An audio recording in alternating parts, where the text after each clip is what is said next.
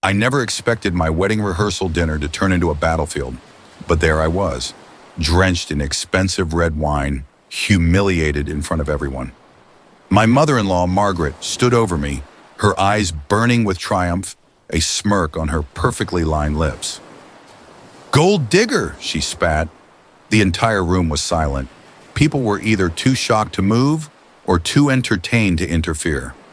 I felt my heart pounding, my face burning with shame. And then, just when I thought I couldn't endure another second of humiliation, my mom calmly stood up, took one step forward, and uttered a single sentence. That one sentence changed everything. But to understand the weight of that moment, let me take you back to how it all began.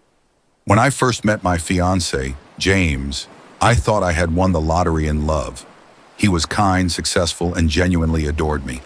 Everything was perfect, except for one thing: his mother. From the first moment she laid eyes on me, she decided I wasn't good enough for her precious son. Margaret Thompson was a woman who thrived on control. She had built her world around prestige, power, and social standing. She wasn't just a mother, she was an empire in pearls and heels. And in her eyes, I was an invader. I didn't come from a wealthy family. My parents were hardworking, middle-class folks who taught me the value of honesty, respect, and love. But to Margaret, that meant I was an opportunist looking to climb the social ladder by marrying her son. At every family event, she would throw subtle jabs at me. "Oh dear, you must be so overwhelmed by all of this," she would say with mock concern, gesturing around her grand estate.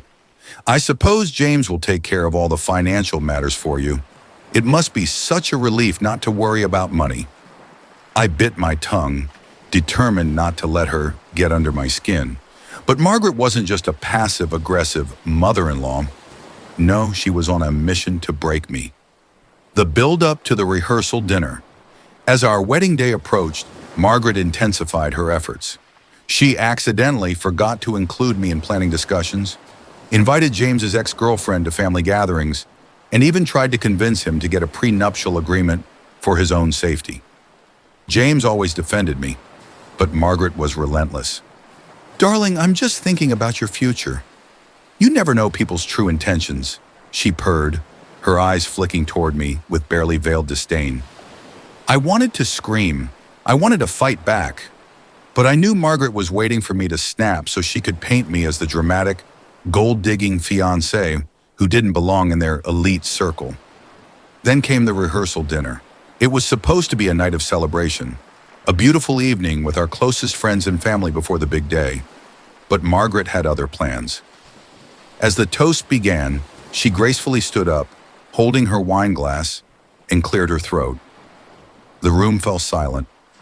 "I just want to say how happy I am that my son is marrying—" She paused, her eyes locking onto mine with a predatory gleam.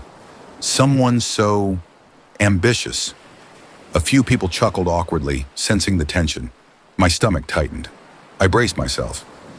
"You see, when James first told me about her, I was surprised," she continued, taking a sip of her wine. "I mean, we all know how difficult it is to adapt to our kind of lifestyle when you come from more modest beginnings." My hands clenched under the table. James opened his mouth to say something, but before he could, Margaret smirked and lifted her glass. "So let's raise our glasses to my son and to the woman who has certainly found herself a very fortunate future. Cheers to our little gold digger." The moment she said it, time seemed to slow down. I felt my entire body go cold. Then in a theatrical flourish, Margaret accidentally tipped her glass, spilling deep red wine all over me. The gasps around the room were deafening. I sat there, humiliated, my white dress stained with crimson, my heart pounding in my chest. For a moment I thought about running away, locking myself in the restroom, or even leaving the rehearsal dinner entirely. But before I could move, my mother, my quiet, composed, and fiercely protective mother, stood up. She placed her napkin on the table, her movements deliberate, and then, in a voice as calm as ever, she said one sentence that left the entire room speechless. "Margaret, tell me, how much did your husband's money save your marriage?" Silence.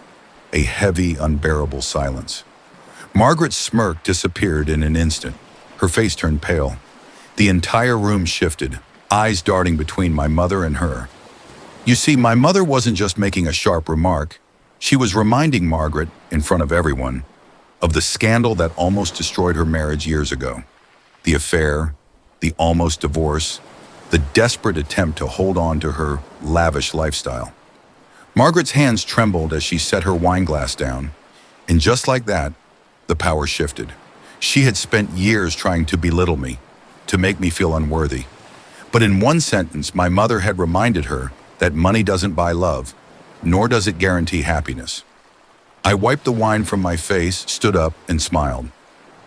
Well, that was quite the toast, I said, my voice steady. Thank you, Margaret.